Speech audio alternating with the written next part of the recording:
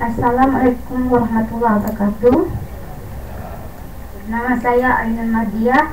Saya lahir pada tahun 1978 di Kuala Simpang. Saya menikah pada usia 15 tahun karena saya putus sekolah. Keadaan di desa saya dengan sekolah jauh. Pada tahun 2002, adik saya ditembak mati oleh TNI daerah Lokop di Pantai Bidari, daerah Kuala Simpang.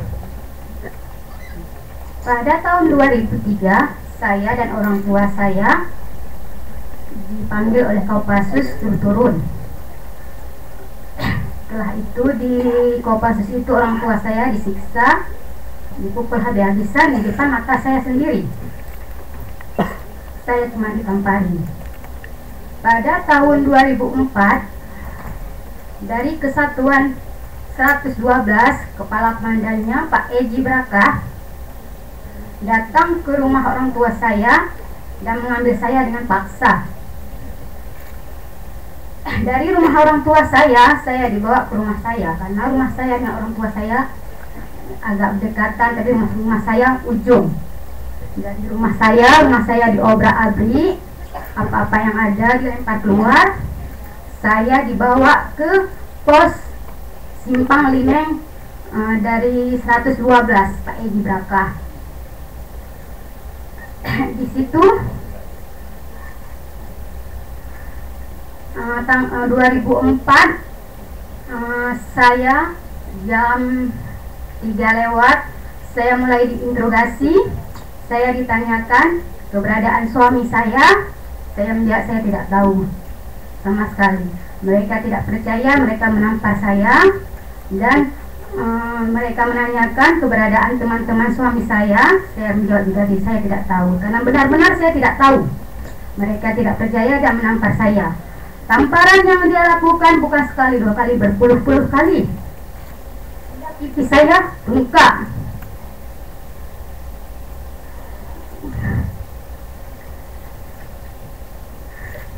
Mereka memukuli saya di kepala dengan topi baja hingga kepala saya berdengung dan berkeluar darah. Dan salah satu menerjang pinggang saya. Dan dari jam 3 lewat itu sampai jam 8 malam saya tidak berhenti dipukulin dan dihajarin habis-habisan oleh mereka. Jam 8 lewat mata saya ditutupi, tangan saya diikat dengan kabel. Saya dibawa entah mana saya nggak tahu, mata saya ditutup.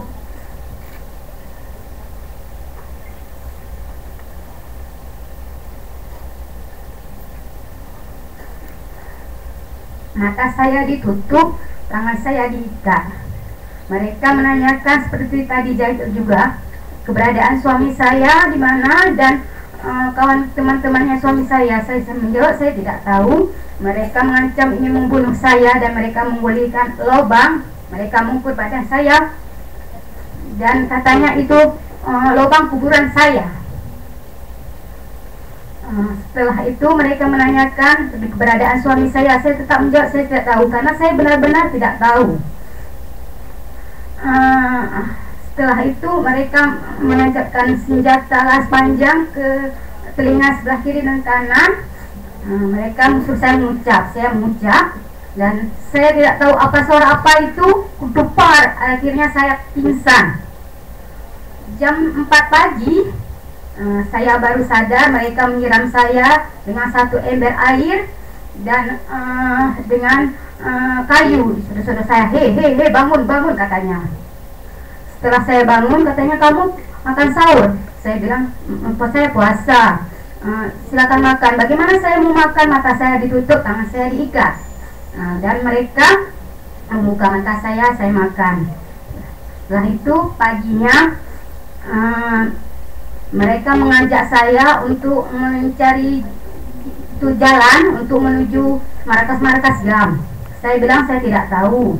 Nanti kalau saya bilang di sini, Bapak menyalahkan saya. Nanti kalau saya bilang situ ternyata orang itu nggak ada, Bapak memukul saya karena GAM gerilya.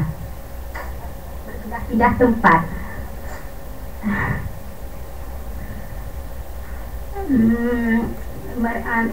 setelah itu ya mereka tidak memaksa saya.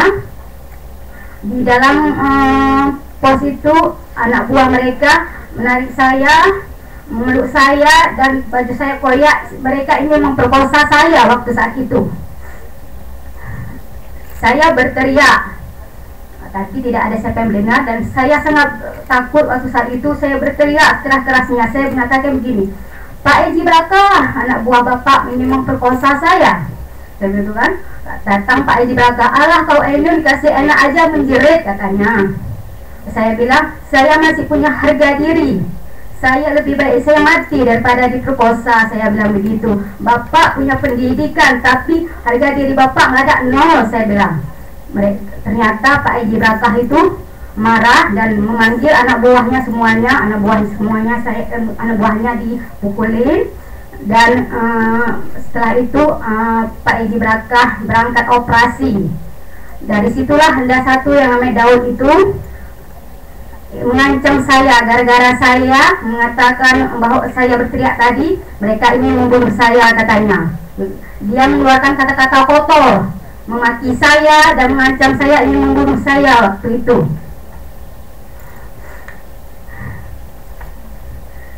Setelah 7 hari di 112, saya dibawa ke SGI Gelombang Arah.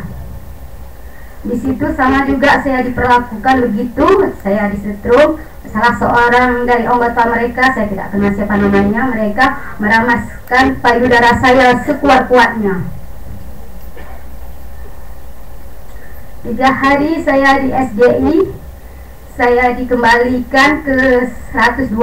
Dari 112 saya dibawa ke Kuala Simpang, supaya jangan balik lagi ke desa saya. Dari Kuala Simpang saya disuruh berkomunikasi sama mereka, nggak boleh kemana-mana, gerak-gerik saya diawasi. Saya di Kuala Simpang dari satu rumah ke rumah lain, seminggu sana seminggu sini, karena saya yang nggak ada apa-apa ya. Dari itu semenjak itulah sampai 2005 saya baru pulang setelah penandatanganan. Di desa kami di sana dulunya waktu darurat militer, rumah kami di sana kalau belanja dijatahkan. Dalam satu rumah ada 3, nggak boleh lebih. Dijatahkan belanja, katanya kalau lebih ngasih untuk gam. Di desa kami ada alur di atas alur itu ada markas TNI. Mereka melihat semua bentuk wanita alurambe, karena di situ pusat kami mencuci dan mandi. Assalamualaikum warahmatullahi wabarakatuh. Hanya itulah yang dapat saya sampaikan.